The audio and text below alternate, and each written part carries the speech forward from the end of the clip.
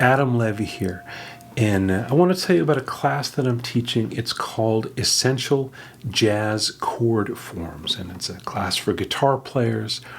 It's a 6-week class online on the Till platform, and it begins this week on Thursday, April 10th, and it'll go on for 6 Thursdays.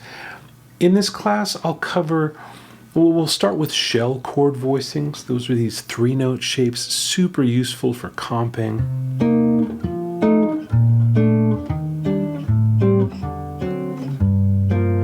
Comping is just jazz shorthand for accompanying, right? Comping, accompanying. So anytime you're backing up a singer or another soloist, you can use these shell voicings. They sound really great. They're easy to grab. From there, we'll get into drop 2 chord voicings. Those are these sounds. And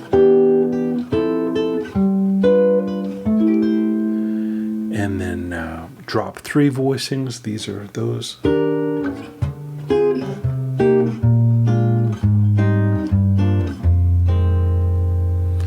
And then we'll see how you can mix them and match them, because that's how you're going to play in real life. And I'll give you assignments each week so that you'll know exactly what you need to do.